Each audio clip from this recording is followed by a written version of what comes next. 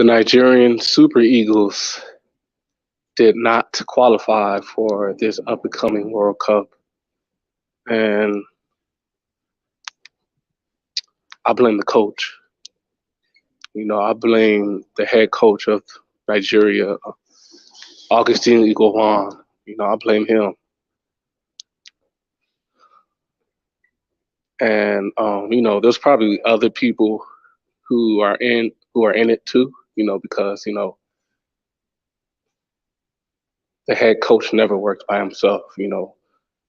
There's always a coaching crew behind the team. So I don't only blame the head coach, Mr. Igovan. I also blame Nigeria's full coaching crew. But since Augustine Igovan is the head coach of Nigeria, I'm putting the primary blame on him.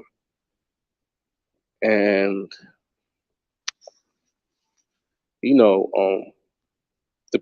the Nigerian players, they could have played better.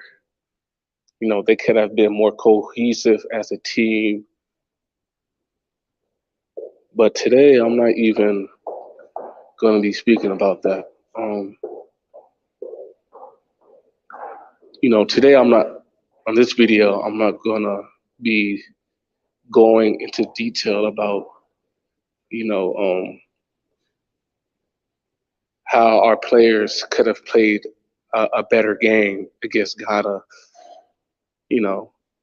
But today, I'm specifically going to be talking about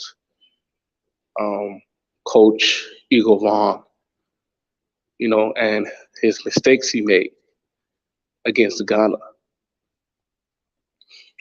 And yeah, to me, the biggest mistake our coach made going into the Ghana games to qualify for the World Cup, the biggest mistake he made was his player selection.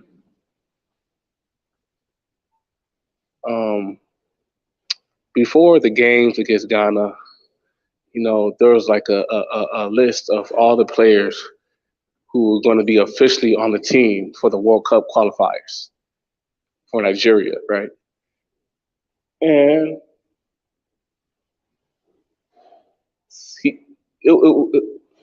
I was kind of iffy on it, on the list of the players that Coach Igovan selected. There were some talented players on the list of players.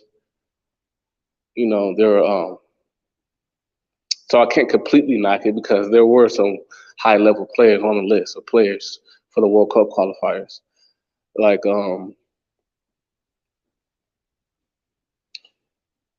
there was Ola Aina on the list. He's a great player. There was Calvin Bassey on that list. He's a decent player. He's a good player. There was Emmanuel Dennis on that list. He's a good player. And there's some other players on the list too,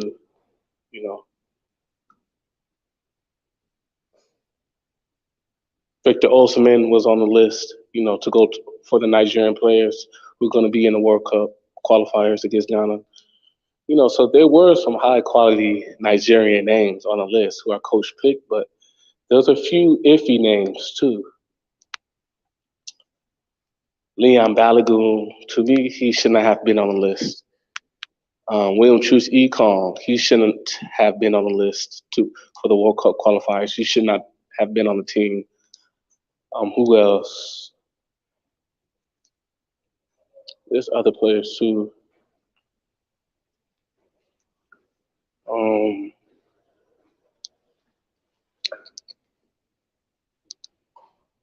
Shehu Abdullahi, I don't know if he should have been on our team for the World Cup qualifiers.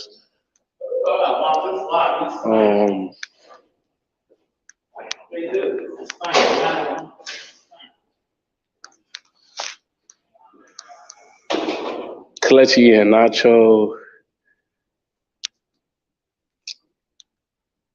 he's kind of iffy. Joe Aribo, he's kind of iffy. So there were a few questionable names who were on our squad list for the Ghana team, for the Ghana games. And yeah, our coach, he put a couple players who should have been on our official squad list. He put a couple players who should have been officially on our team, playing against Ghana. Like there's a couple players who should have played against Ghana, but our coach did not put them on the official list. Our coach put a couple players on the standby list. The standby list are players who are put to the side and not officially on the team, but the players on the standby list can officially be on the team if a couple of the people on the official squad gets injured.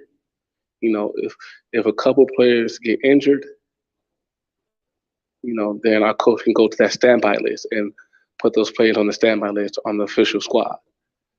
I didn't understand some of the players on the standby list. Some of the players who were on the standby list were supposed to be on our official squad. And these are players like Chidera Juke and Chidozie Awazi. Chidera Juke and Chidozie Awazi, they were on our coach, Eagle Vaughn. He did not put Chidera Juke and Chidozie Awazi on our official squad. To me, Chidera Juke and Chidozie Awazi, they should have been starting on this for the Nigerian Super Eagles. Then we can fast forward a couple weeks. The Ghana game, the first game, Nigeria's first World Cup qualification match against Ghana is in Kumasi. Kumasi is a town in Ghana, and that's where the first game was. And something deep down inside of me told me that Nigeria was gonna struggle against Ghana. I knew the match was going to be a close match because African football is very competitive, and in African football, teams like to play at their highest level against Nigeria. Nigeria is the most populous and the most biggest nation in Africa. So when African teams come up against Nigeria, they make sure to put on their A game. So I already knew before the match happened, I knew Nigeria was going to struggle against Ghana, and it wasn't going to be an easy match. And I was right.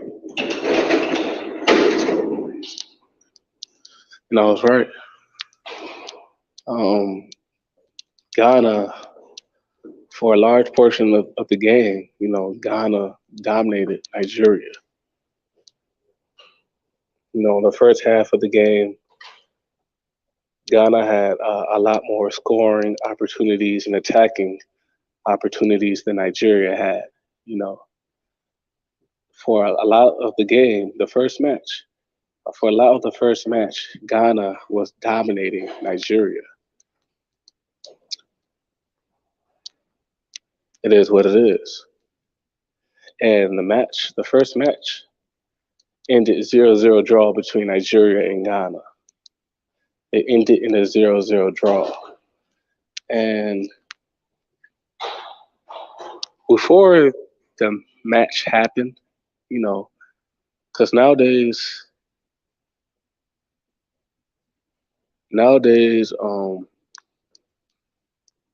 like you can go before a match happens, like 30 minutes before a match comes on, you can go online and see the official squad list, the official players, the official 11 players who are going to start that game.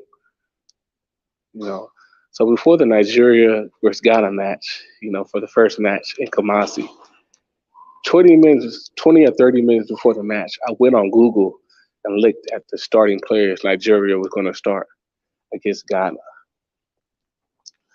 And as soon as I seen those starting 11, I'm like, oh man, Nigeria is going to struggle against Ghana. We might not win this game. There are like 5 players on our starting lineup against Ghana for our first game in Kumasi that I knew should not have started, you know. And those players are William Chus Ekong, Leon Balogun, Joe Rebo, Kelechi Iheanacho, Moses Simon, and Samuel Chukwueze. You know, I just named like 6 players. I seen those 6 players starting, and I knew, those players are not good enough to get a win against Ghana because, like it says on my channel, I'm a Super Eagles fanatic. I watch Nigerian football. I watch Nigerian soccer. I watched the Super Eagles play for the longest, and I pay very close attention to our team, and I watch games. I watch the games. So when I watch the Nigerian Super Eagles play, I know who our best players are, and I know who our worst players are. So I know who's good for our team and who's bad for our team. And I watched the Africa Cup of Nations. When I watched the Africa Cup of Nations, this past Africa Cup of Nations that was earlier this year, I paid attention to the Nigerian players who excelled, and I paid attention to the Nigerian players who were struggling.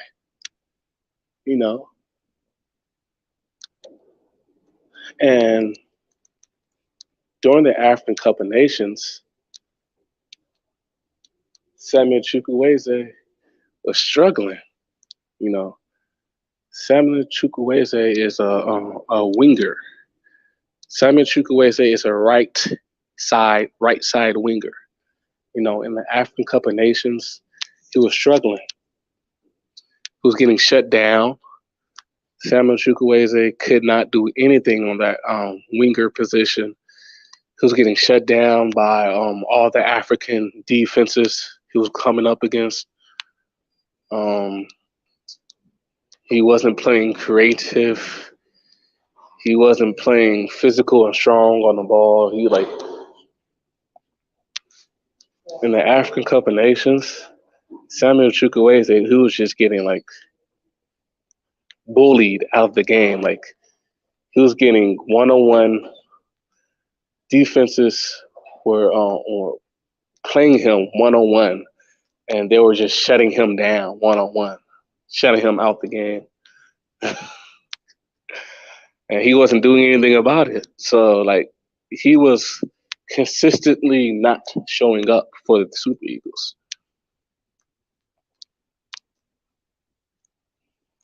And, when other teams, they study the game, if you're a professional soccer player, professional football player,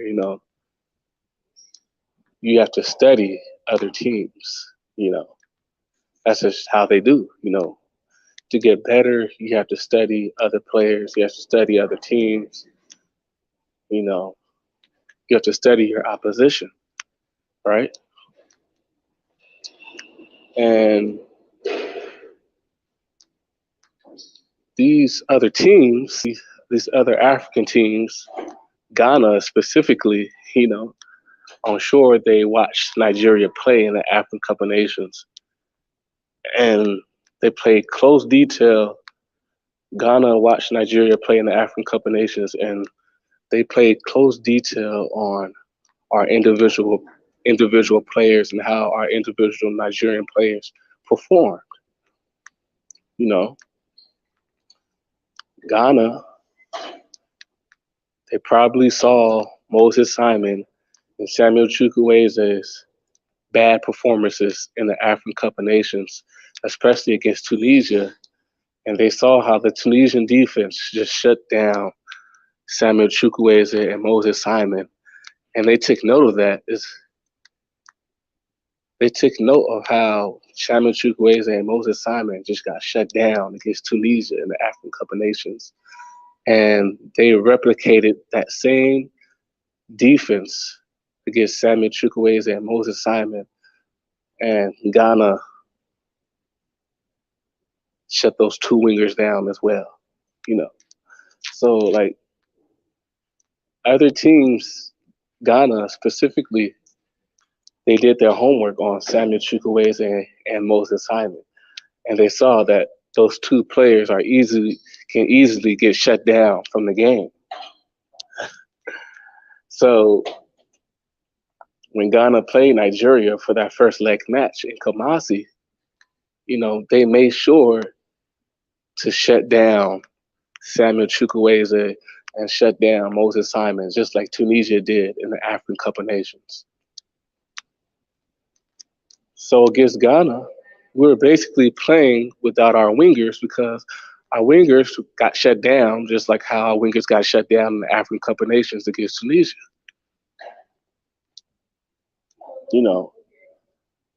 And I blame our coach, Eagle Vaughn, for playing Samuel Chukwueze and Moses Simon, for starting them.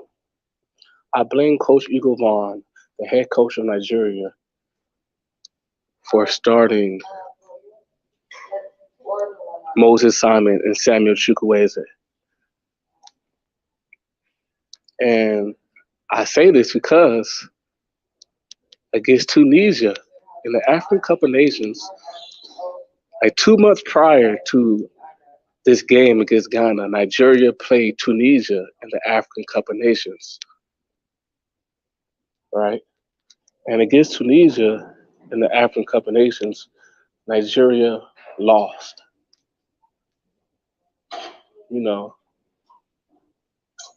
And one of the reasons Nigeria lost the African Cup of Nations against Tunisia is because the Tunisian defense shut down our wingers, Samuel Chukwueze and Moses Simon. The Tunisian defense, obviously, 100% without a doubt, shut down Moses Simon and shut down Samuel Chukwueze. And our coach saw this. Our coach is sitting on the sideline, and he obviously sees Moses Simon and Samuel Chukwueze getting shut down by the Tunisian defense. And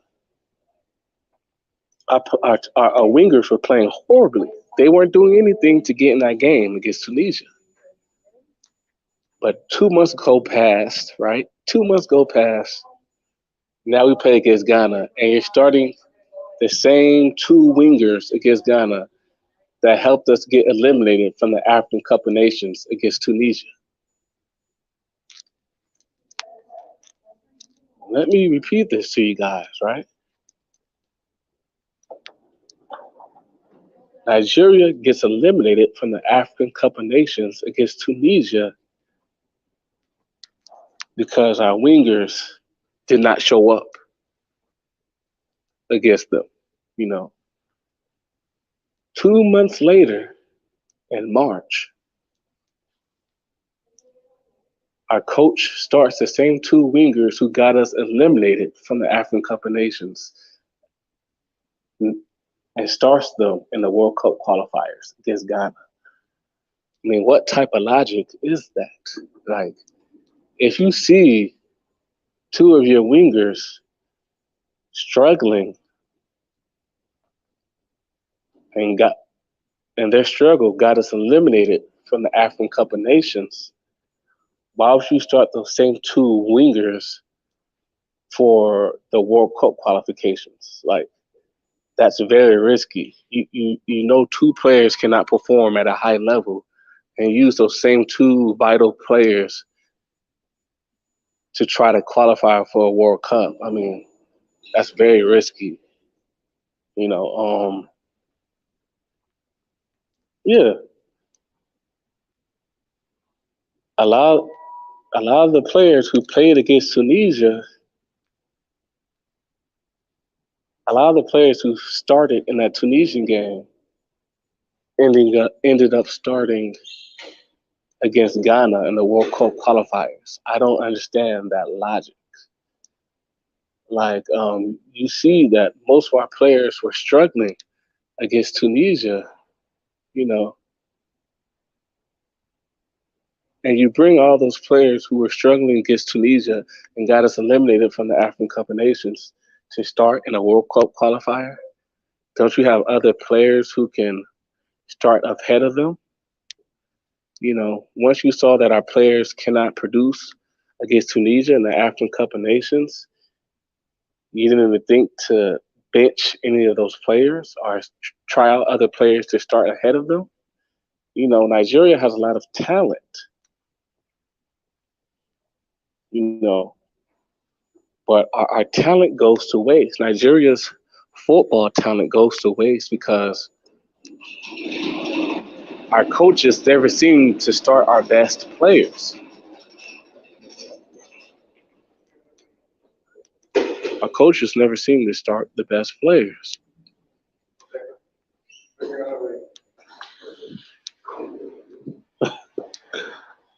Um, the reason why we lost against Tunisia was the same reason in the African Cup of Nations, was the same reason we lost to Ghana.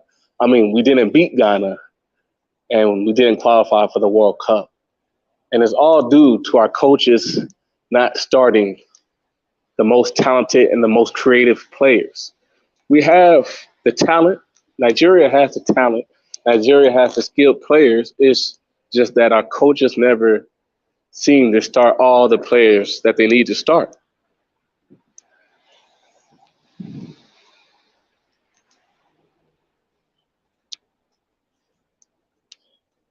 And I've been saying this for a long time. I have videos about how Joe Aribo is not good enough to start for the Nigerian Super Eagles. He's just not creative. You can look at my videos and I talk about this. Joe Aribo he's not good enough to start for the Nigerian Super Eagles. He's not creative. He's not good enough, not creative enough, not good enough of a passer, not creative enough of a passer to be in that Nigerian midfield. And I said the same thing about Kelechi Iheanacho. Kelechi Iheanacho, he's not talented enough to be start in that Nigerian midfield. Kelechi Iheanacho, he's not fast. He doesn't have a good first touch. He doesn't know how to keep possession of the ball. He doesn't know how to dribble. He doesn't have the quality to start for Nigeria.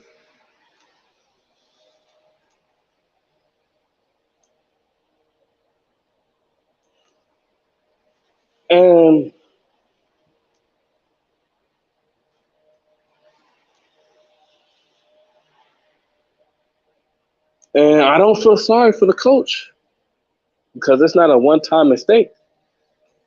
This is not a one-time mistake because he started most of the same players who struggled against Tunisia and got us eliminated in the African Cup of Nations for a World Cup qualification game against Ghana. I mean, he started almost the same lineup. You know, you obviously see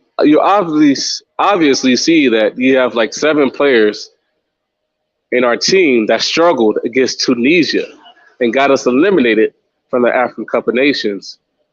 And you bring these same struggling players who you obviously seen do not have the capabilities to play at a high level. And you bring these players who you've seen struggle in the African Cup of Nations against Tunisia, who cannot play at a high level, and you expect them to beat Ghana for the World Cup qualification match? It's like, come on, use your common sense. The Nigerian Super Eagles did not qualify for the World Cup because of our dumbass coach, Coach Eagle Vaughn. And he's just so stubborn to start new players. I don't know exactly what it is. I don't know if our coach is stubborn. I don't know if he's just stupid. I don't know if it's because he just has favoritism for certain players. But hey, how come he couldn't have played Chideri Juke? Chideri Juke, he's shown in the African Cup of Nations that he's talented. Chideri Juke, he could push that ball forward. He has a couple flaws in his game, but every player has a couple flaws. He brings more to the game than his negatives. You feel me? Chideri Juke, he could push the ball forward. He can attack. He's quick. He can dribble. He's creative.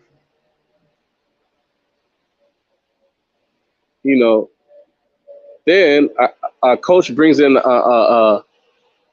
another midfielder who's kind of a similar midfielder to Chideri Juke. Our coach brings in this creative midfielder called Amu. And during the World Cup qualification matches against Ghana, he did not play that creative midfielder Amu not 1 second. He did not that player Amu did not come in the game not 1 second against Ghana. So I mean, our coach is he has an issue with player selection. He had all the good players at his disposal, but he chose to play the mediocre players over the good creative players. He could have played Chideri Juke in that midfield. Kelechi Enemkali could have been in that midfield. Who else?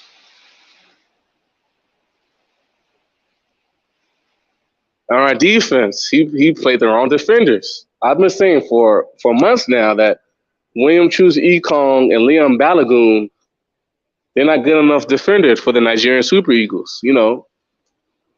Nigeria needs defenders who are not only good defenders. It's a good thing you have defenders who are physical and can get tackles, but in today's modern age of football, defenders need to have more of a capability than just defending itself. Defenders in this modern age of football, defenders need to know how to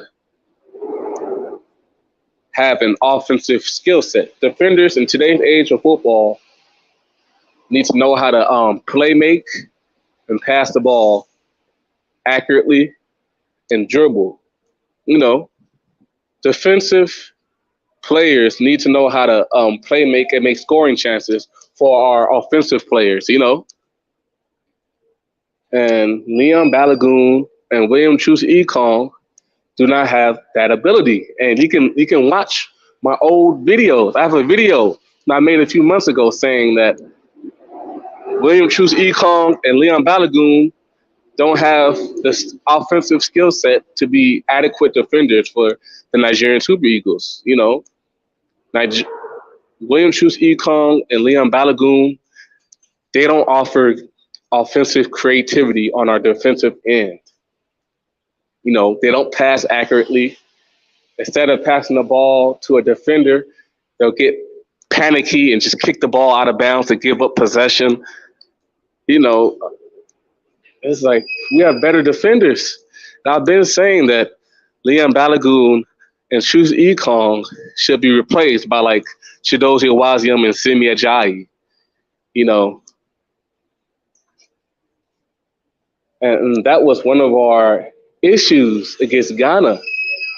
Against Ghana, our team lacked creativity. Our defense was not creative against Ghana, and our midfield was not creative against Ghana. You need a full team that's offensively creative. Your defensive players need to have some type of offensive creativity to push that ball forward. And so do your midfielders need to have some type of creativity to create score chances as well. So I blame Coach Eagle Vaughn. Yeah, he just resigned. I'm glad he resigned, and I expected more out of him because, I guess I was caught up in the height of Coach Eagle Vaughn because he won all of his group stage matches in the African Cup of Nations. But man, yeah, Coach Eagle Vaughn, he had a problem with his player selection. You know, once I seen Onazi on our standby list, I knew something was up with this guy. Like out of all the players you put on your standby list, why do you put Onazi, an old washed up player like Onazi, on your standby list? So I knew something was up. He had all the strikers, all the young, talented Nigerian strikers to choose, and you choose an old, washed-up player like Igalo to be on our squad. I don't understand that. Like, he could have picked Tareem Mofi to be a striker for our team. He could have picked Paul Onuachu, one of the lead strikers of Belgium, to be on our team. But you bypass those players. You bypass those players to pick an old, washed-up, mediocre Igalo who missed a wide-open goal in our last World Cup. And why is Ahmed Musa on our team? Ahmed Musa, he sucks. He's just not good enough. Why is he on our squad? Like, this is a problem with African football.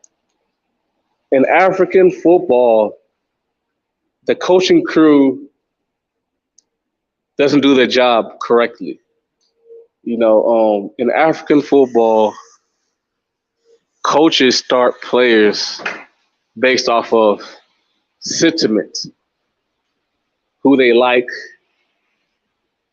They pick players who they like, what players have been on the team for the longest, and favoritism. European and South American football is not like that. In European football, the coaches, they choose players to start who deserve it. In European football, the players who start are the best players, the players who produce the best results, the players who are the most skillful, the most talented, are the players who get to start in European and South American football. But the same doesn't go for African football. African football is like so much politics. I'm not going to start that player because he doesn't come from this tribe. I'm not going to start that player because he doesn't play for this team. Oh, I'm not going to start that player even though he's more talented and skilled because I just don't like his personality. I'm not going to start that player even though he's the best player. He's the most skilled player on our team, but I'm not going to start him because he hasn't been on the team as long as this other player. That's how African football is, man. Too much politics. But in European football and South American football, the coaching staff just starts the best players no matter what. In European football, they just start whoever produces the best results because they want to win. They have real national pride, man. And I have to question Nigeria's real national pride. I mean,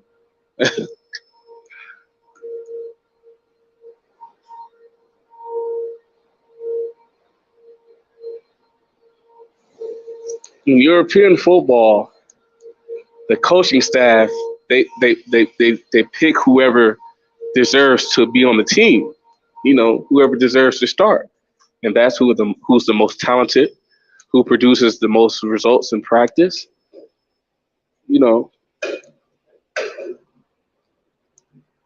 European football, just because a coach likes a player, he's not going to start that player over a player who is obviously less talented than him.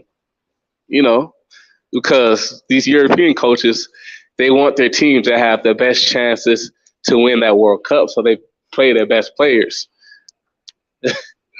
But yeah, Africa always has these leadership management problems. But all right, man, peace.